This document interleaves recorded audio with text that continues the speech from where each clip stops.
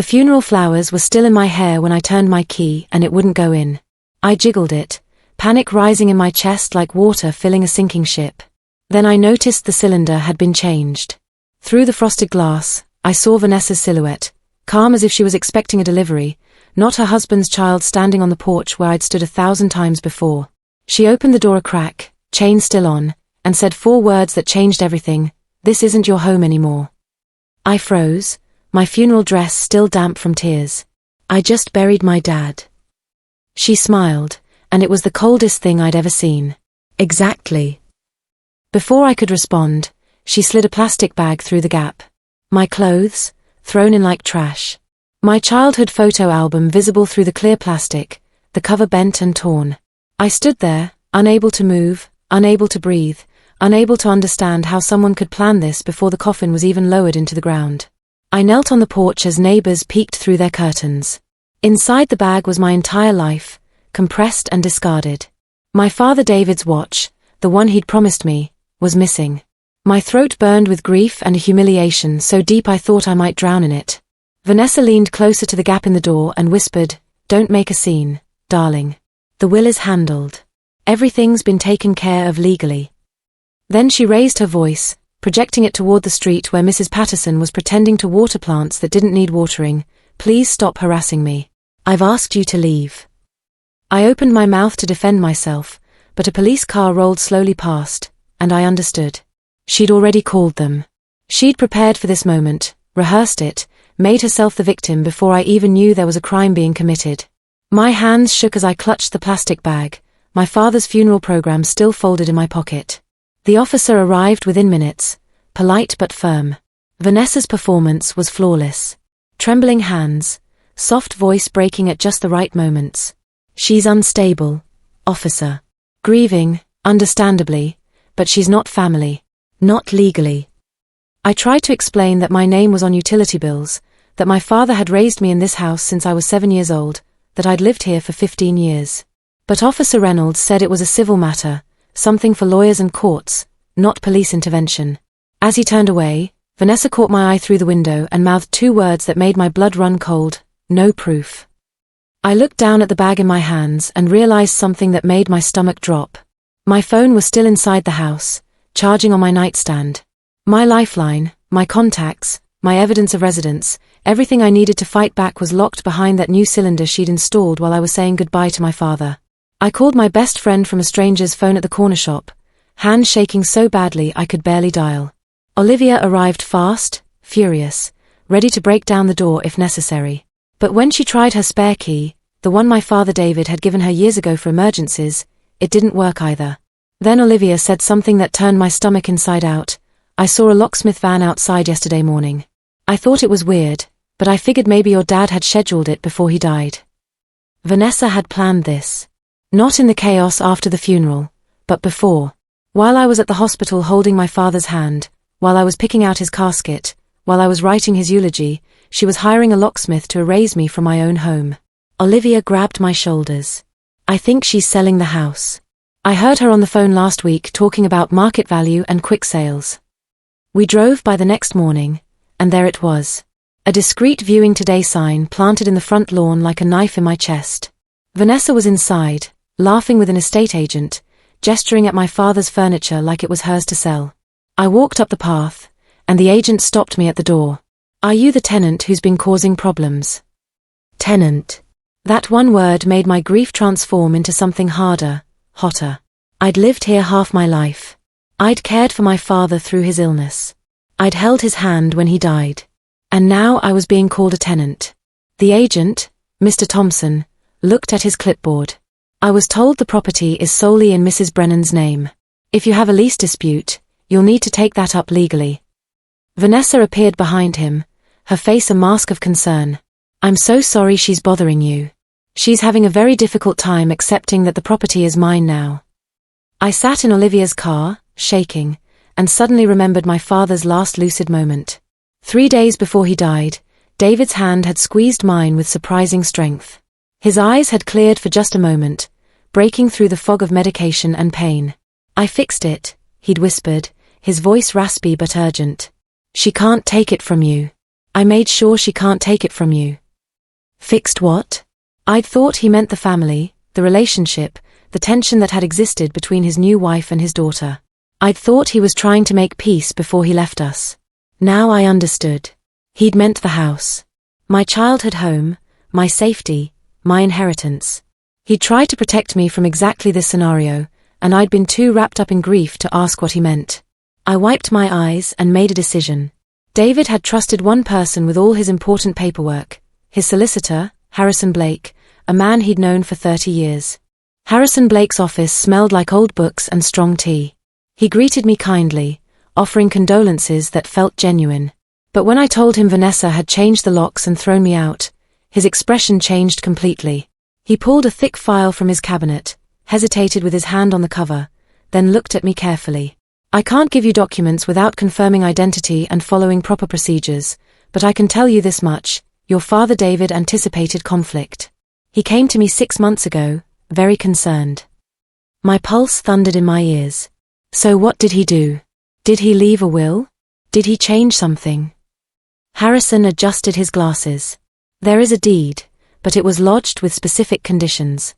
Your father was very strategic about protecting certain assets from being claimed improperly. I leaned forward. What kind of conditions? He met my eyes. The kind that activate if someone attempts to dispossess you wrongfully. Harrison explained carefully, choosing his words like he was walking through a minefield. David had transferred the property into a legal structure designed to protect it. Not a simple will, but something more complex, something with triggers and clauses. It's like he left a trap, Harrison said. But a legal one.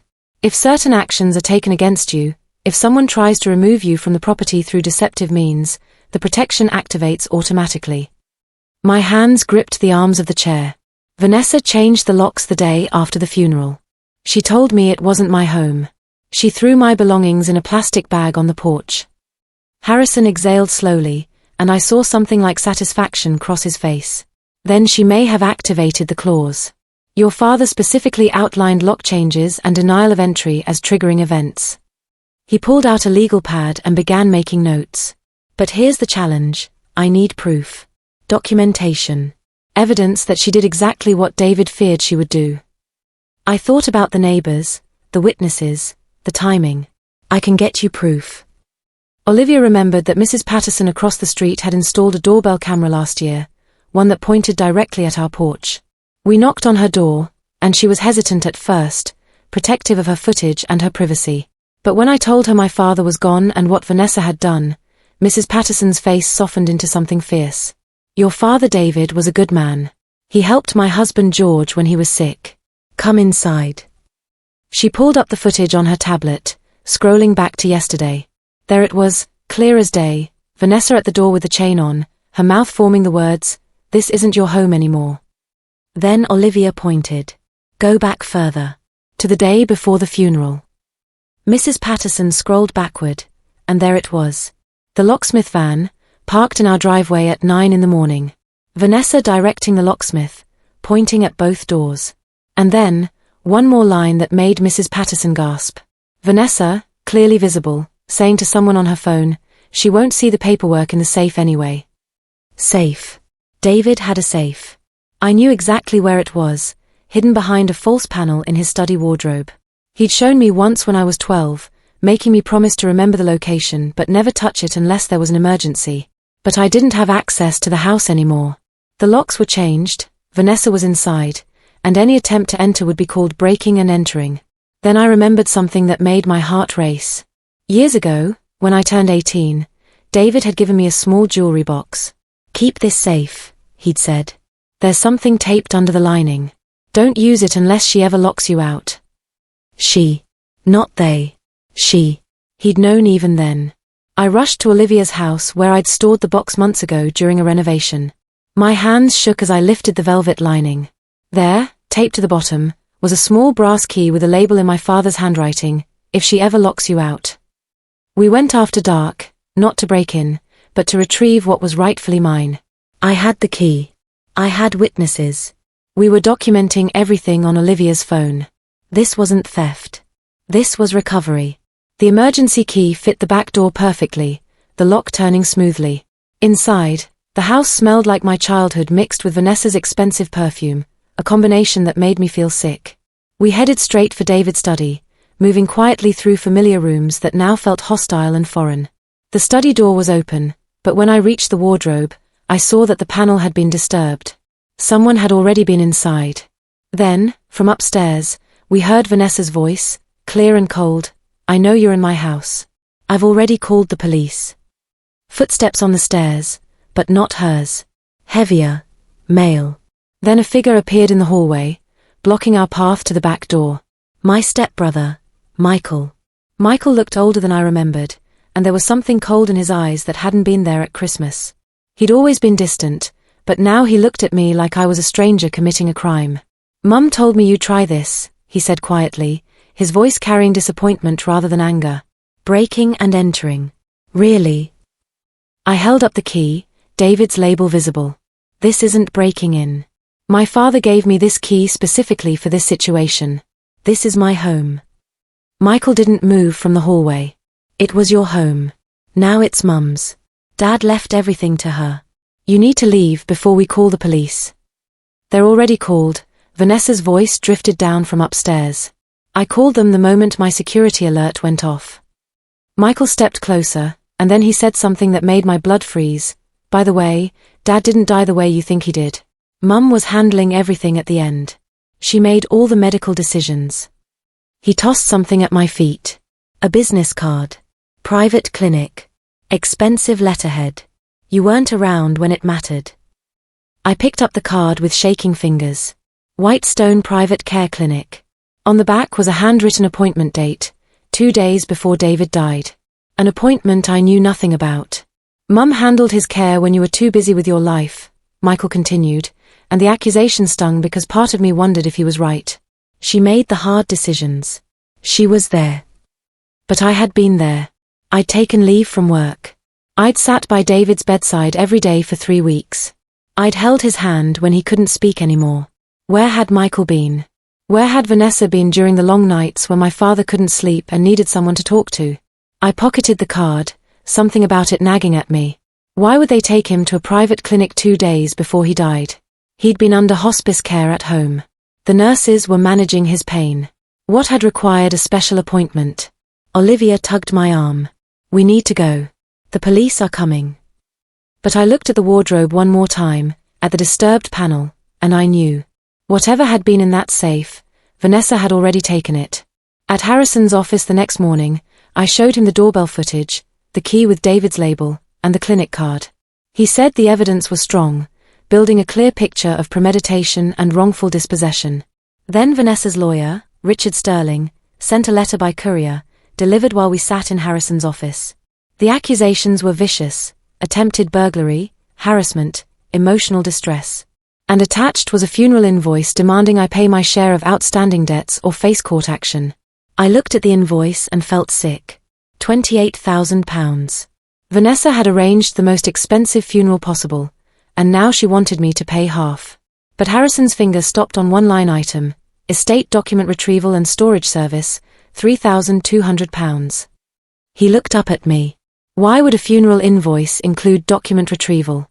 What documents did they retrieve, and from where? I thought about the safe, about the disturbed panel.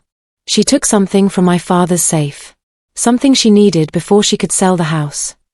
I called the estate agent handling the viewing, pretending to be a potential buyer named Emma Walsh. My voice was bright and interested, the perfect eager purchaser. "I'm very interested in the property," I said. "But I need to move quickly. Is the seller in any kind of rush?" Mr. Thompson laughed. "She's desperate, actually. Needs it done fast. There's a deadline tied to probate proceedings. Something about asset distribution timelines. She was very clear that she needs contracts signed within 4 weeks. 4 weeks. My heart raced. If there was a deadline, then whatever protection David had put in place was time-locked. The structure he'd created had an expiration date, and Vanessa knew it. And the seller mentioned something about family. I prompted carefully. "Oh," she assured me, "the daughter won't contest anything. Said it's all settled legally, no complications. That's why we can move so fast." I thanked him and hung up, my hands shaking. Vanessa had already told people I wouldn't fight. She'd made me disappear from the narrative before I'd even known there was a story being told. That afternoon, I received a text from an unknown number. She did this to me too. We need to talk. We met in a cafe across town. The woman who sat down across from me was in her 60s, with kind eyes and David's smile. She introduced herself as Patricia, my father's first wife's sister. Someone I hadn't seen since I was a small child. She slid a folder across the table, and inside were letters, old court papers, and photographs I'd never seen. David signing documents. Witnesses I didn't recognize. Dates from years ago. Your father tried to protect you from this exact situation, Patricia said quietly. When he married Vanessa, I warned him. She'd done something similar before, to another family. But he thought he was different. He thought love would change her. She pointed to a document in the folder. A year ago, David came to me. He told me he'd made arrangements. He'd set up a trust structure with someone he could rely on completely. My throat tightened. Who? Patricia smiled. The trustee isn't some stranger or lawyer. It's you. Harrison confirmed it the next day, pulling out documents Vanessa didn't know existed. The property had been transferred into a protective trust structure 18 months ago, and I was named as the beneficiary trustee once I met certain conditions.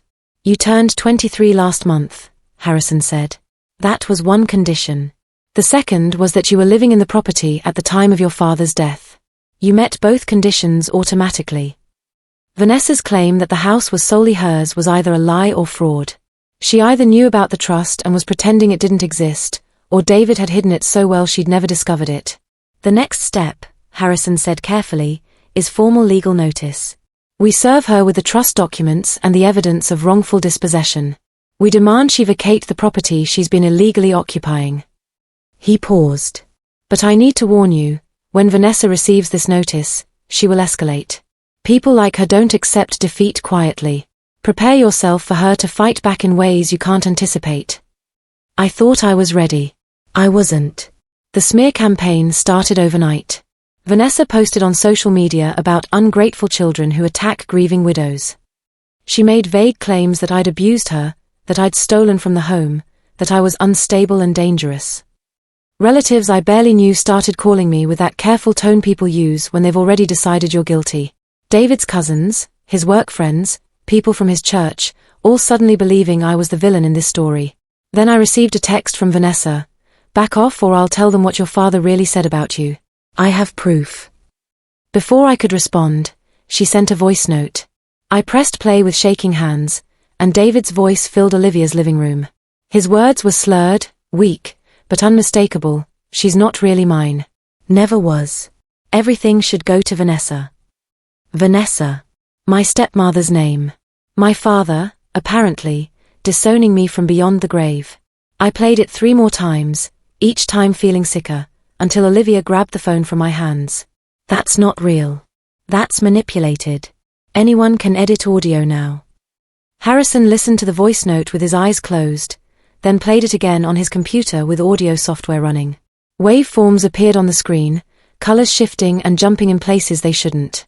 This has been edited, he said quietly. Multiple sections spliced together. See these transitions? Those are cut points where different recordings were merged. He played it again, this time isolating sections. She's not really mine came from one recording. Never was from another. Everything should go to Vanessa from a third. Vanessa had taken fragments of David's voice, possibly from videos or phone calls, and assembled them into something cruel and false. If she's using fabricated evidence to influence inheritance disputes, Harrison said, it actually strengthens our case. It demonstrates consciousness of guilt.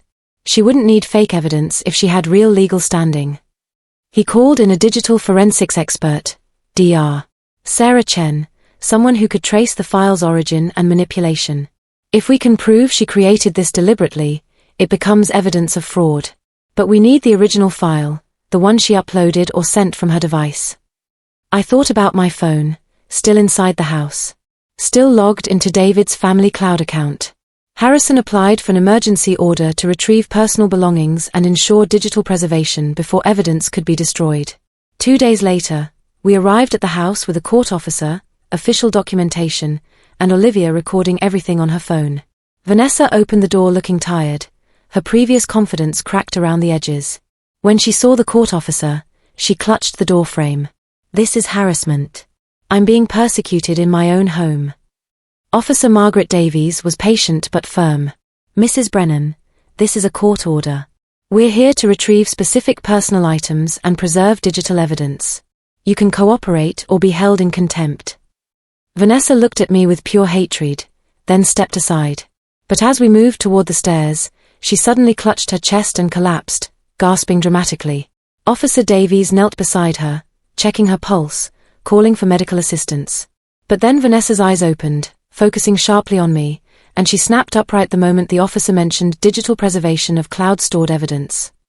She'd been faking, testing how far she could push the boundaries. I retrieved my phone from my old room, now stripped bare of everything that had made it mine.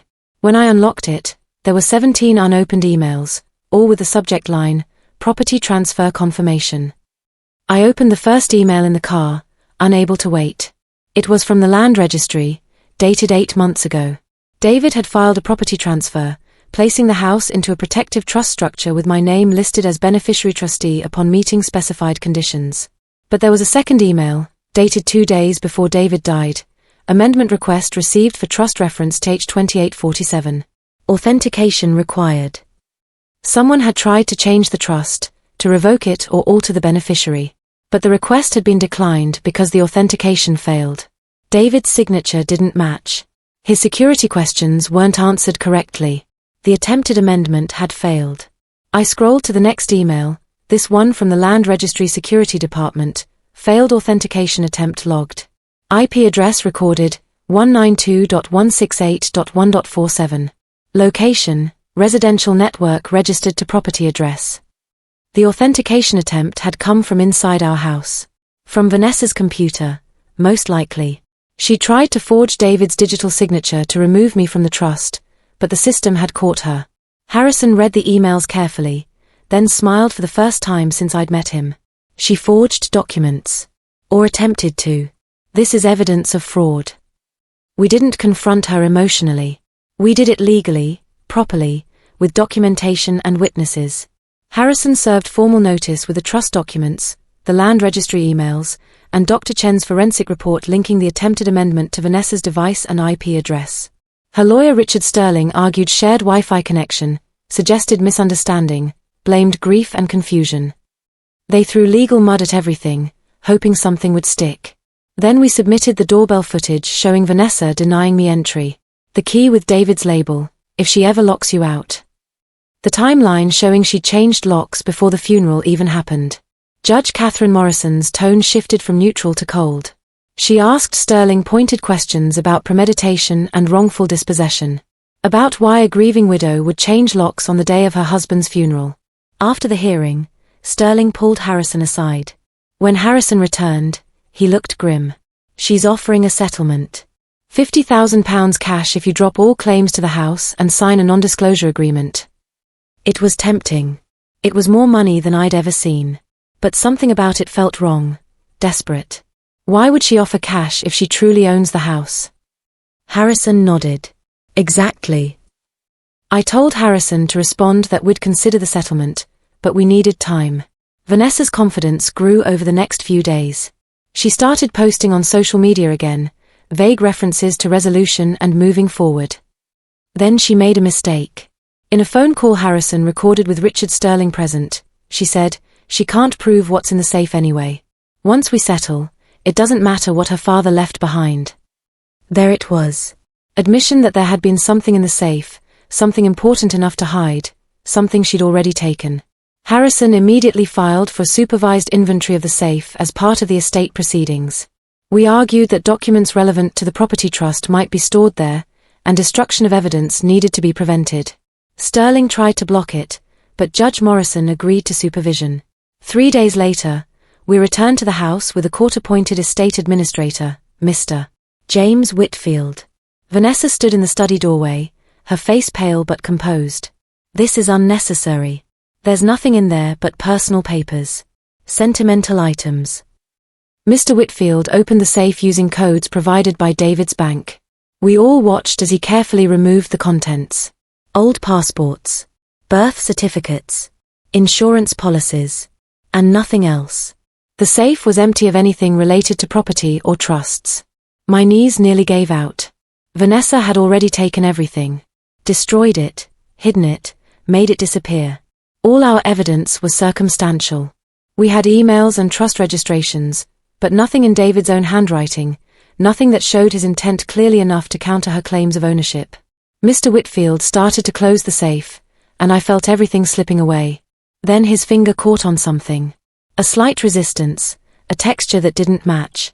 He pressed carefully, and a false back panel clicked open, revealing a hidden compartment David had never shown me. Inside was a sealed envelope and a USB drive, both with David's signature written across the seal in permanent marker, dated and witnessed.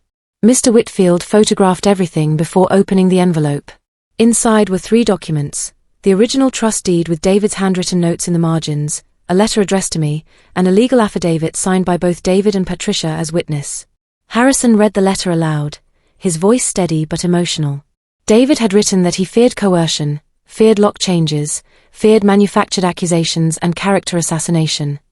That the trust was designed specifically to activate if Vanessa attempted to dispossess me from my childhood home. The letter ended with one line that made everyone in the room go silent. If you are reading this, then Vanessa has done exactly what I warned she would do. Protect yourself. Protect our home. Don't let her erase you the way she erased others before you.